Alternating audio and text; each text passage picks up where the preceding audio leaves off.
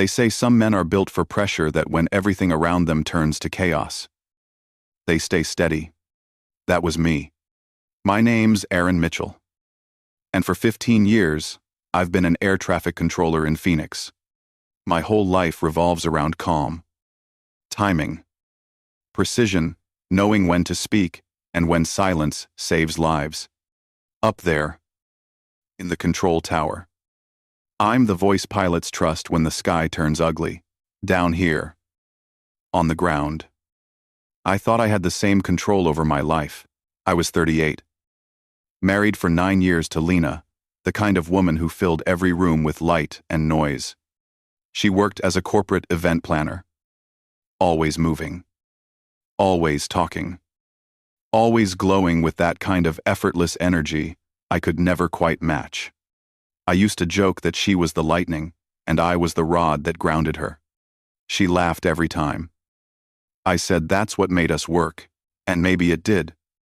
For a long while, our house sat in a quiet neighborhood just outside the city. White fence. A big oak tree in the yard. On weekends, I'd wash the car while she planned dinner parties or sketched layouts for her next event. In the evenings, we'd sit on the porch with 2 glasses of wine, talking about the future, how, one day soon, we'd start trying for a baby. When the timing's right. She'd always say, timing. That word meant everything to me. See, in my job, timing is life or death. 1 second too late. 1 word, misplaced. And hundreds of lives hang in the balance. Maybe that's why I never noticed the little delays creeping into my marriage, the way she'd text less, kiss quicker, or say she was too tired to talk. I chalked it up to stress. We both worked crazy hours. I told myself this was what successful couples did. They adapted. They endured. They waited for the next calm stretch. I believed I'd built something solid, that I'd married my best friend.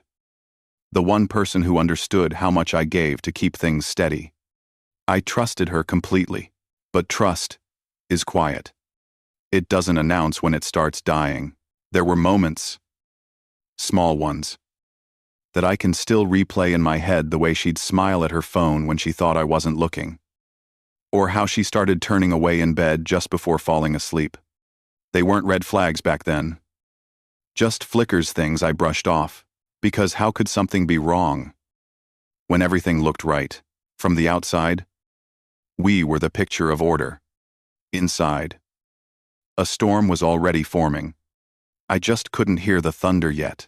I'd spent years keeping strangers safe in the sky, but I couldn't see the storm building in my own home. And when it finally broke, it wouldn't just take my marriage, it would take everything I thought I knew about love, loyalty, and control. At first, it was nothing. Or maybe it was everything disguised as nothing. Lena started working late. The company's expanding. She said, new clients, new demands. I believed her. Why wouldn't I? Her job had always been intense, long hours. Weekend events. Constant phone calls. It wasn't unusual for her to come home past 10. Tired, but still buzzing from the chaos of corporate life. I told myself this was temporary. That once things settled, we'd find our rhythm again. But things didn't settle.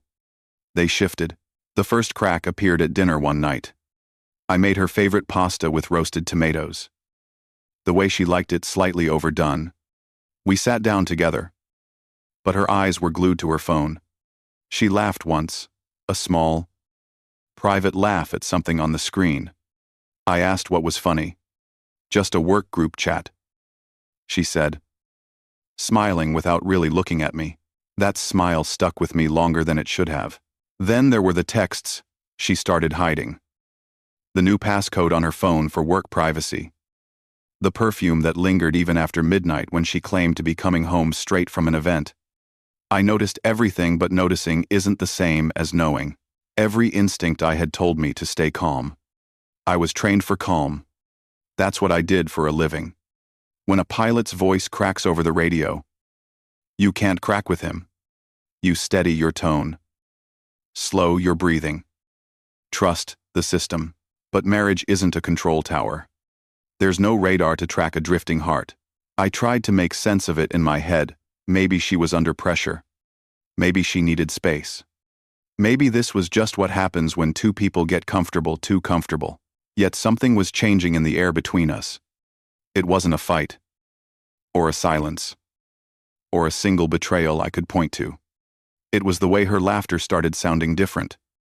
The way her hugs grew shorter. How she'd flinch ever so slightly when I brushed her hair aside. One morning, as she left for work, I kissed her goodbye. She kissed me back soft. Distracted. Already halfway out the door. I stood there watching her drive off, wondering if she even noticed I'd said, "I love you." That night, lying awake, I listened to her breathing beside me. Even in sleep, there was distance. You can control 100 planes at once, but you can't control the feeling that something's wrong. It creeps in slow, like turbulence that doesn't show on the radar. You tell yourself to hold course, to stay level, to trust the instruments. But deep down, you know something's about to break. I still thought I could fix it. I still thought love was something you could stabilize with logic and patience. But some storms don't wait for clearance. They just arrive unannounced. Unstoppable. And mine was already on approach. Friday. Early October. The kind of afternoon where sunlight makes everything look honest. My shift ended 2 hours early, a rare gift. The tower was quiet. Skies clear. Traffic light. I thought, maybe this is the chance we needed. I'd pick Lena up from work, take her to that Italian place she loves. We hadn't had a night together in weeks. Maybe a little surprise would remind her what us felt like. I called, but she didn't answer. I texted, almost off work, want to grab dinner. No reply. I figured she was busy setting up another corporate event. That was her world, endless meetings. Last minute, chaos. Still, something inside me wanted to see her face. So, I drove to her office. The receptionist smiled when she saw me. She knew me. I'd brought Lena coffee here before. Dropped off flowers once. Hey. Aaron. She said. Looking for Lena. Yeah. I told her. Thought I'd surprise her. The smile faded. She left about an hour ago. Said she had an off-site meeting. An hour ago, I checked my phone. There was a message from Lena. Sent less than 30 minutes earlier. Running late tonight. Big client issue. Might be home after 9. Mace. I remember standing there, feeling the world tilt just slightly. Like a plane catching crosswind. Nothing obvious, just enough to make you brace. I walked out, got in my car, and sat in silence. My hands were steady, but my pulse wasn't. Off-site meeting. Then I remembered something years ago. We'd linked our phones to a shared GPS, a safety feature. In case of emergencies. I opened the app. Her name appeared. The map loaded. A small, blinking red dot. I zoomed in. It wasn't her office. Not a client's address. Not a restaurant. It was a hotel. The Westfield Inn. 20 minutes away. A business traveler kind of place, bland. Discreet. The name looked familiar. Too familiar. My thumb hovered over the screen. Opening her location history. The same hotel appeared 3 times in the last 2 weeks. Always late afternoons. Always Fridays. My throat went dry. I didn't think. I just started the car. The drive felt endless and instant all at once. Traffic lights blurred. The sound of my own breathing filled the car. My rational mind tried to explain it away. Maybe it was a work meeting. Maybe she was planning an event there. But another part of me, the part that had felt the quiet shift for months, already knew. When I pulled into the lot, I saw it immediately, her white SUV, parked near the side entrance. My heartbeat went steady again, not calm, but focused. Like I was back in the control tower, and a pilot's voice had just gone silent. Inside. The air smelled like lemon polish and air conditioning. I walked up to the front desk. "Good afternoon," I said, my voice even. My wife, Lena Mitchell, checked in earlier today. I forgot which room she said she'd be in. The clerk typed something, smiled politely. "Yes. Mrs. Mitchell's in 214. Shall I call up?" I said, "Thank you." The elevator ride was silent, my reflection staring back at me in the chrome doors. I don't remember walking down the hall, just the soft thud of my shoes on the carpet and the sound of my heartbeat in my ears. Room 214. I knocked once. Footsteps inside. The latch clicked. The door opened. And there he was, a stranger. Mid-40s maybe. Hair wet. Towel around his waist. Surprise written all over his face. "Yeah," he said. Behind him. I saw her, Lena, sitting on the edge of the bed, hair messy, face pale, wearing nothing but a white hotel robe. For a second, nobody moved. The world just stopped. She saw me, and her face collapsed. It's strange. You think you'll scream. You think you'll shatter everything in that room. But when the truth hits you, you just stop. The noise inside you turns into silence. And in that silence, you finally understand that the life you thought you had just ended. The drive home was silent. No music. No rage. No tears. Just the hum of the road and the sound of my own breathing, steady. Deliberate. Mechanical. When you work in air traffic, panic is a luxury you can't afford. When something goes wrong, you don't scream. You act. That's what I did. I acted. I pulled into the driveway right before sunset. The house looked exactly the same, calm. Perfect. Harmless. But everything inside it had already changed. Lena followed 10 minutes later. She walked in quietly, keys trembling in her hand. I was at the kitchen table with my laptop open, the printer whirred beside me, spitting out pages, one by one, GPS logs, hotel timestamps, date after date after date.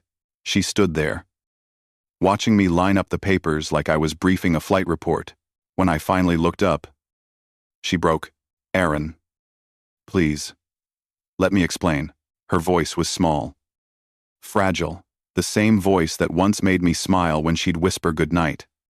Now it sounded foreign. I didn't say a word, just slid the papers toward her. Rows of hotel visits, all marked and printed. "How many times?" I asked. She hesitated, eyes darting between the pages. "I don't know.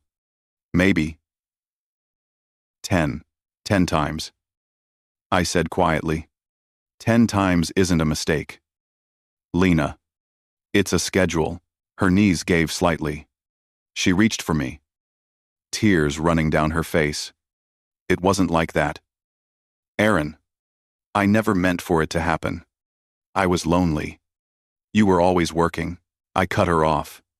My voice was calm, flat, unshakable. "Don't blame this on my hours.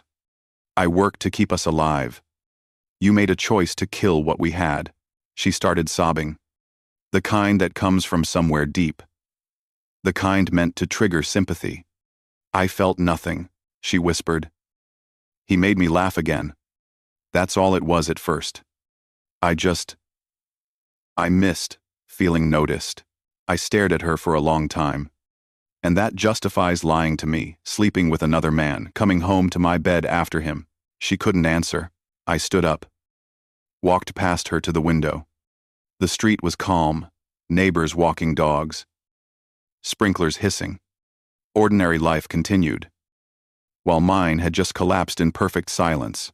When I turned back, she was still crying. "It's over," I said simply. "The marriage, the pretending, all of it. You can sleep in the guest room tonight. Tomorrow. We'll talk about where you're going to stay, she gasped. Like she hadn't expected me to sound so sure. I'll go to therapy. I'll end it with him. She pleaded. Please. Aaron. Don't throw us away. I met her eyes one last time. You threw us away 10 Fridays ago. And with that, I walked out of the room. That night, she cried herself to sleep in the guest room. I didn't close my eyes once. Because I wasn't mourning, I was planning. Justice. Like landing a plane in a storm. Takes focus. And I was done losing control. Morning light broke through the blinds. Soft and quiet like nothing had changed. But everything had. Lena was still asleep in the guest room. I could hear the faint sound of her breathing. Uneven. Heavy with tears. I made coffee. Sat at the kitchen table. And opened my laptop. My mind wasn't racing, it was clear. Sharp. Cold. The same way it gets when a plane loses radio contact and you have to act fast without emotion. First, I pulled up every piece of evidence, GPS history, text logs, hotel charges from our joint credit card. I organized them by date and location clean. Irrefutable. Then I started researching. Divorce laws in Arizona. No-fault state. Adultery doesn't change the grounds. But it can influence division of assets if one party misused joint funds. Good. That was all I needed. Next. I found a local attorney someone experienced. Discreet. Professional. I sent a message outlining my situation. Attached the files. And requested a consultation. By the time the sun was fully up, I had my first meeting set for Monday morning. That was step 1. Step 2 was truth. I wasn't going to shout. I wasn't going to humiliate anyone online. I didn't need to. But someone else deserved to know what I now knew. Her name was Megan Turner, the wife of Lena's client. The man from the hotel. I found her easily enough on social media. Pictures of her and 2 little kids. Family vacations. Smiles that probably felt safe. I stared at those photos for a long time, wondering if I should leave her in the dark. But darkness is where betrayal grows, so I created a new email account, no name, no trace, and began typing. Megan, I'm sorry to reach out like this, but you deserve the truth. Your husband, Ryan Turner, has been having an affair with my wife, Lena Mitchell. They've been meeting at the Westfield Inn, usually on Fridays. I've attached location records and screenshots for you to verify. I'm not writing out of anger, only honesty. You deserve it. Just like I did. I read it twice. Then hit send. It wasn't revenge. It was clarity. After that, I sat back, took a sip of my coffee, and exhaled for the first time in days. 2 days later, the fallout began. I didn't have to lift a finger. The truth did the work. Ryan's wife must have checked his phone that night. Because by Monday morning, Lena was called into a meeting at work. She came home pale, shaking. The company had been informed someone had emailed HR, exposing the relationship between an employee and a vendor. Words like conflict of interest and reputational damage were thrown around. Ryan's contract was terminated. His company blacklisted from future events. Lena got a formal warning, not fired, but effectively ruined. The woman who once thrived on social charm now walked through whispers and stares. At the same time, my lawyer confirmed what I already knew. I had everything needed to move forward cleanly. The house. The savings. The evidence. Ryan's marriage exploded overnight. Megan filed for divorce. Word spread through their circle, quiet. Efficient. Destruction. And me? I didn't celebrate. Didn't post. Didn't tell anyone. I just felt clean. For the first time since this began. I wasn't guessing anymore. I wasn't doubting, hoping, or bargaining. I was free of illusions. Lena's lies had built a world of noise. I answered with silence and truth, and that silence was louder than any revenge could ever be. The days that followed felt strangely still. No shouting matches. No revenge plots. No drama. Just the quiet hum of consequences doing their work. Lena moved through the house like a shadow avoiding me, whispering on the phone. Then hanging up the second I entered a room. She was unraveling. And I didn't need to lift a finger. At work, her reputation fell apart faster than our marriage did. The HR memo spread quietly through the company. And so did the whispers. A few colleagues pretended not to know. Most didn't bother hiding it. I could see it in her eyes when she came home, that hollow. A haunted look of someone who suddenly realizes charm won't save them. Her phone used to light up all the time: calls, texts, notifications, endless noise. Now it barely buzzed. Even her so-called friends had started keeping their distance. Nobody wants to stand next to a scandal. Meanwhile, Ryan Turner's life imploded. His wife, Megan, filed for divorce within the week. She had evidence, the same files I'd sent. His clients cut ties.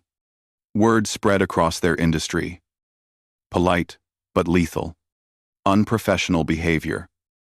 They called it. In truth, they just didn't want to be associated with him anymore. Everything they'd built together, the lies, the secret meetings, the fake smiles, burned down on its own. I didn't strike the match. I just opened the window and let the wind blow through. And me, I stayed calm. I met with my lawyer on Monday. Signed the divorce papers on Wednesday. No hesitation. No anger. Just clarity. When the pen left the page, I felt lighter. The paperwork was emotionless. But the act itself, it was freedom. No theatrics. No courtroom drama. Just a quiet signature ending 9 years of illusion. Lena didn't fight it.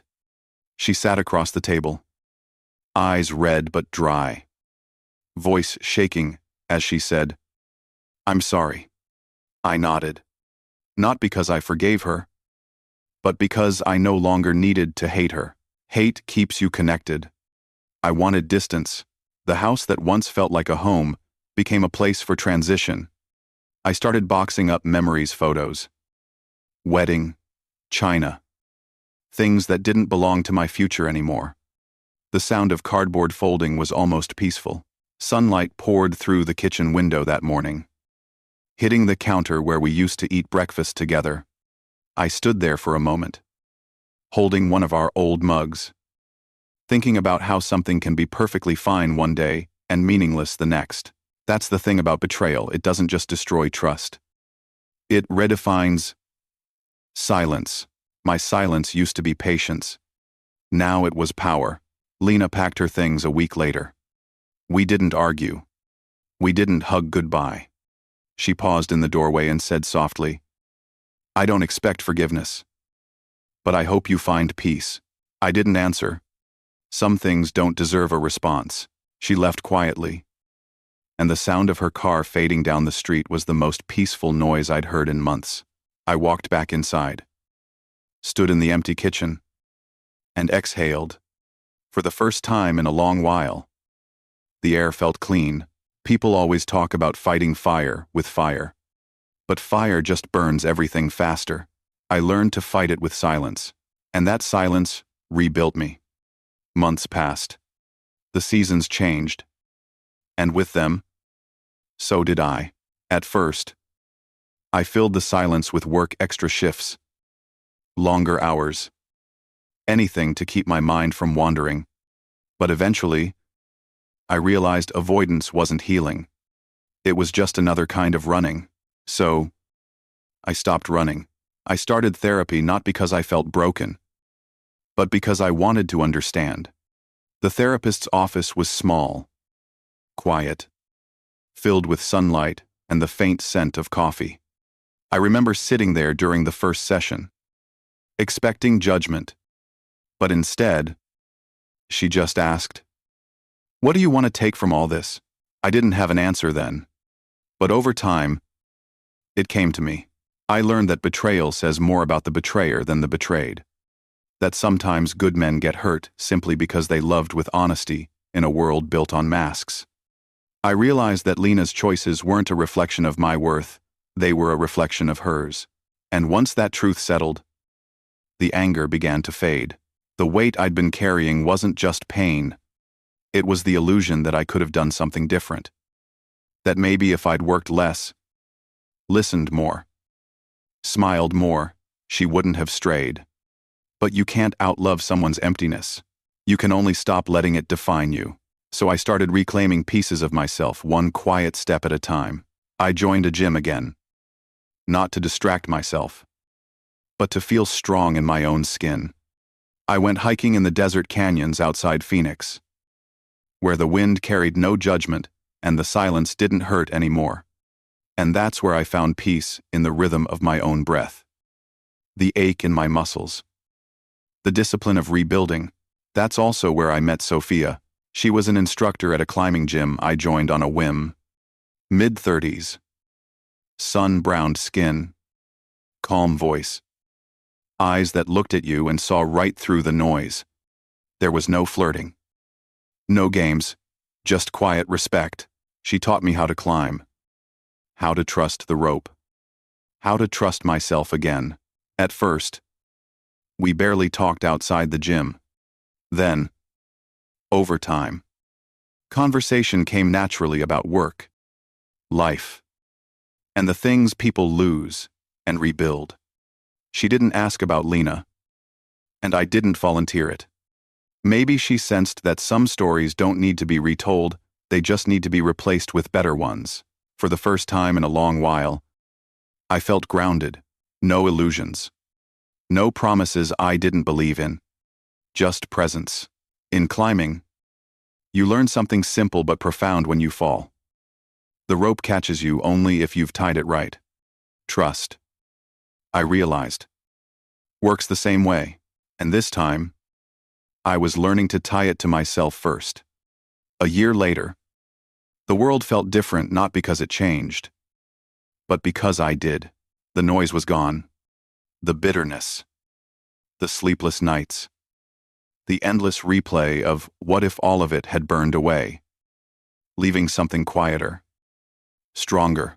That morning, I stood halfway up a mountain outside Phoenix, the kind I used to drive past and tell myself I'd climb someday. Now, I was doing it. Each step hurt, but it was the good kind of pain, the kind that reminds you you're alive. Below, Sophia was climbing her own route. Steady and fearless. She looked up once, smiled, and called out, "Keep going.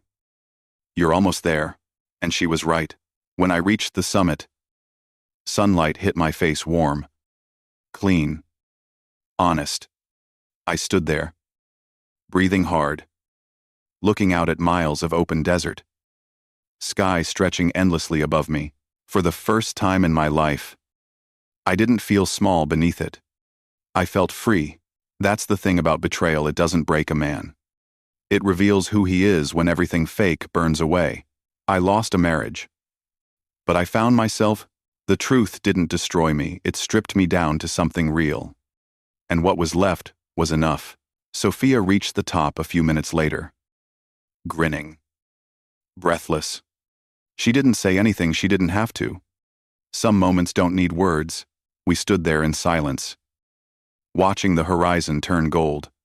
I thought about how far I'd come from the man who once confused control with peace, to the one who finally understood that sometimes the most powerful thing you can do is simply let go. And as the wind swept past, I realized something simple but lasting. You can't rebuild trust with promises. You rebuild it with actions, with patience, with silence that speaks louder than anger ever could. Because healing isn't about forgetting what broke you. It's about refusing to let it define you. Men, if you ever face betrayal, don't let anger define you. Let silence, truth, and discipline rebuild you. And if this story hit home, share your thoughts below. Let's hear your voice. Like, share, and subscribe, because somewhere out there, another man needs to hear that it's possible to walk through the fire and come out free.